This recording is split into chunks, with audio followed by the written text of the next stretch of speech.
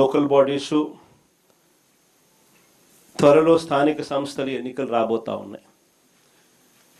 వీటికి సంబంధించి కూడా మీ అందరికీ కూడా తెలిసిన విషయాలే. ఇప్పుడు నేను ఒకటి చెప్తా ఉన్నా. ఇక్కడ చంద్రబాబు నాయుడు గారు గురించి, ఆయన చేయబోయే కుట్ర రాజకీయాల గురించి మనందరికీ కూడా తెలిసిన విషయాలే. మనం అందరం కూడా ఈ మధ్యకాలంలోనే చూసాం కూడా ఏ రకంగా చంద్రబాబు నాయుడు అనే వ్యక్తి కుట్రలు పండుతాడు అని చెప్పి కార్పొరేషన్లో మన జరిగిన ఉప ఎన్నికలు, కార్పొరేషన్లు అయితేనేమి, మున్సిపాలిటీలు అయితేనేమి, మండల పరిషత్తులకు సంబంధించిన ఉప ఎన్నికల్లో కూడా మనం అంతా చూసాం. ఏ రకంగా చంద్రబాబు నాయుడు అనే వ్యక్తి పోలీసులను అడ్డు పెట్టుకుని పోలీసుల ద్వారా ఏ రకంగా దౌర్జన్యాలు చేస్తాడు, ఏ రకంగా కుట్రలు పన్నుతారు అని చెప్పి మనమంతా కూడా మన కళ్ళతో మనమంతా కూడా చూసాం. ఏ రకంగా ఆయన బరి తెగించి ప్రజాస్వామ్యాన్ని ఖూనీ చేస్తాడో కూడా మనకు అందరికీ కూడా తెలిసిన విషయాలే.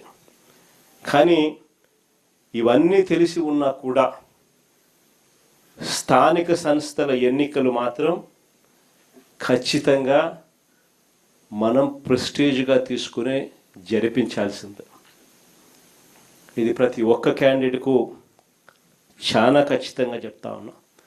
చంద్రబాబు నాయుడు అనే వ్యక్తి ఎన్ని కుట్రలు పన్నినా, ప్రజాస్వామ్యాన్ని ఖూనీ చేస్తూ ఎన్ని ఇబ్బందులు పెట్టినా, స్థానిక సంస్థల ఎన్నికల్లో ప్రతి కార్యకర్తకు మనం తోడుగా ఉండాలి అని మాత్రం ఖచ్చితంగా చెప్తా ఉన్నా. నేను మాత్రం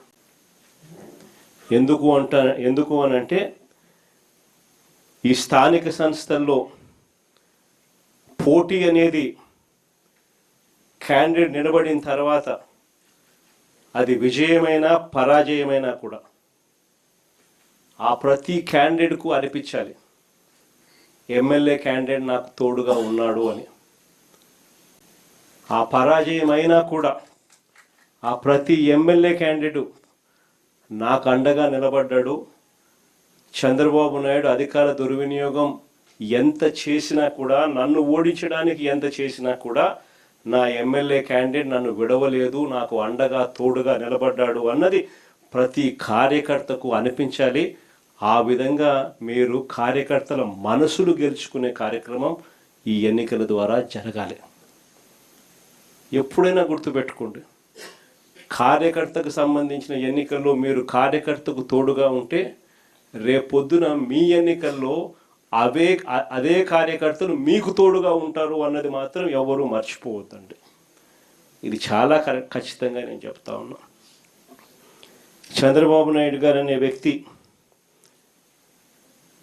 ఎన్ని కుట్రలు చేసినా, ఎంతగా ఇబ్బందులు పెట్టినా కూడా ఖచ్చితంగా స్థానిక సంస్థల ఎన్నికల్లో ప్రతి చోట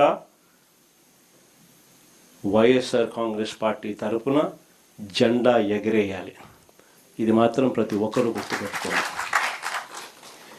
ఎక్కడైనా ఏకగ్రీవం జరిగింది అని అంటే మాత్రం దాన్ని నేను చాలా సీరియస్గా తీసుకుంటాను. ఇది మరొకసారి మళ్ళీ చెప్తా ఉన్నా.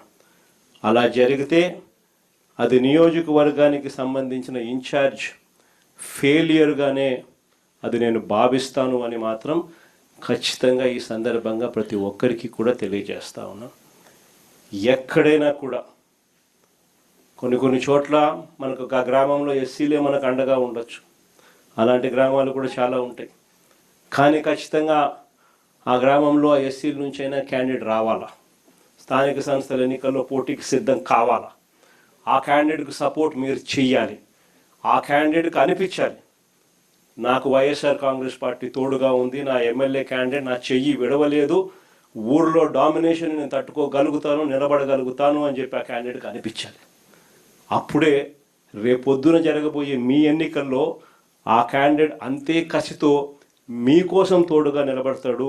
మీరు ఆ క్యాండిడేట్ గెలుపు కోసం ఎంత తోడుగా నిలబడతారో ఇప్పుడు ఇది ప్రతి ఒక్కరూ గుర్తెరగమని చెప్పి ప్రతి ఒక్కరికి కూడా ఈ సందర్భంగా తెలియజేస్తా ఉన్నా.